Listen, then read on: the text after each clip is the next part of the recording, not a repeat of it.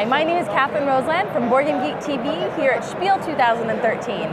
I'm joined today by Stefano Goppi from Placencia Games. Yes. And we're here to talk about their new game, Florenza, the card game. Yes. Okay, Florenza card game is a game set in Firenze during the Renaissance period. Okay. The goal of the game is to gain influence among the other families in the city. We have some resources you have to collect to build monuments and artists to hire to complete the monuments. Okay. We have three kinds of artists. We have a sculptor, we have architects, and we have painters. And they're just shown by their colors, basically. Yes. We have 6 kinds of resources: wood, marble, spice, metal, gold, and fabric. And the main, the core of the game is the action phase. This is a card game, but a deep card game. As the first game, Florenza, the board game, was a board game for gamers. We have 7 kinds of action during the phase action. Okay. Mainly, you can play one of the cards you have in your hand. We have this kind of cards, the buildings, the district building cards, the family palace cards, and the district church cards that are monuments that you have in your hand, and they are not available to other players. Okay. We have also monuments of the core of the city, and these ones are available to all the players. You can build them during the action phase directly, or you can take one and reserve for yourself to build later. So that no one else does it? Yes.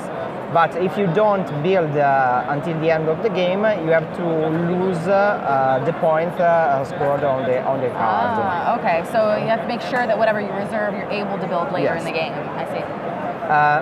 We have 4 action for each player, but players building purple cards, playing purple cards, can increase the number of the action you have. We have 3 kinds of purple cards, and also hiring a preacher. You can have only one preacher for each player can have only one preacher. The difference between purple and preacher's cards are that is that houses give you also an extra card at the end, at the start of your end, so you have more choices. Preachers gives you only 1 extra action, but no card. Okay. Then we have workshops. Workshops are useful to gain extra resources as income. And then we have the arte cards. They are guilds. They modify the way you score points during the game. Okay.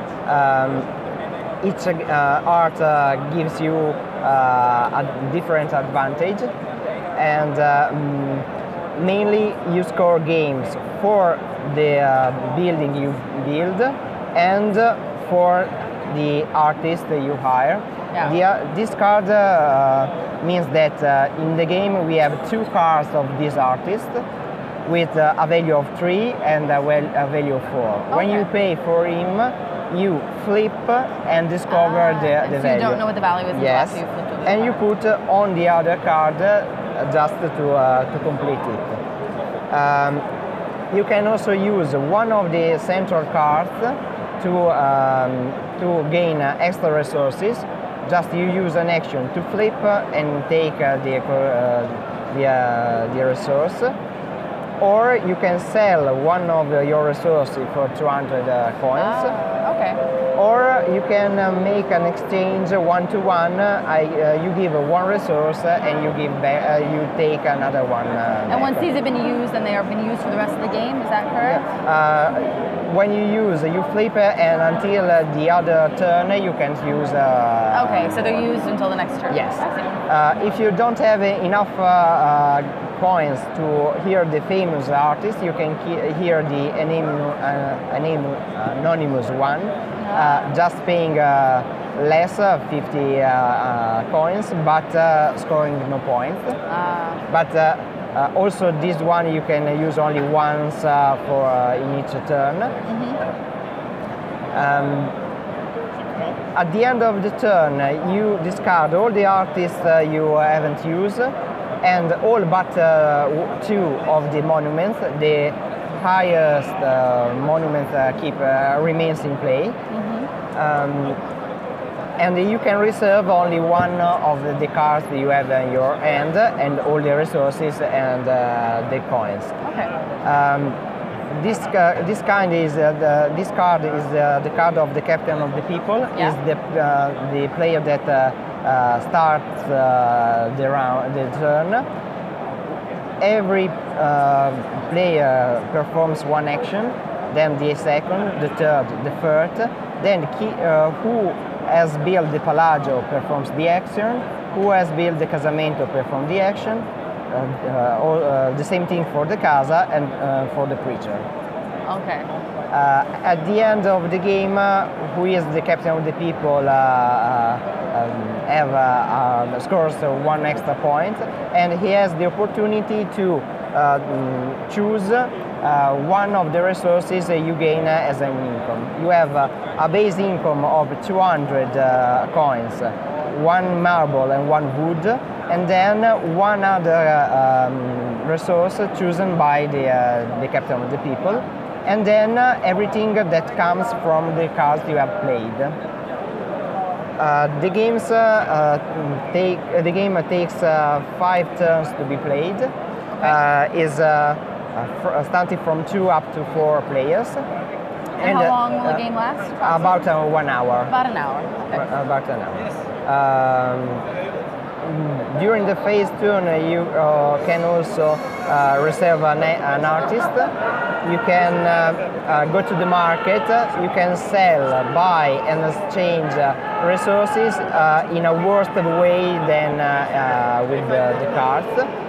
You can go to search inspiration. You take another Florenza card, another card for your hand, or you can use your workers to take 50 coins. I think that this is everything about the game. At the end of the game, you score points for each monument and buildings you have built, and also 5 extra points for each set of 1 green, 1 gray, 1 blue card. I see. And you can have some art guild card that modifies your score.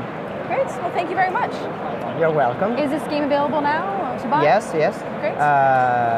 We are presented here in Essen is the release of our game. Fantastic. Thank you very much. You're welcome. That was the Florenza, the card game from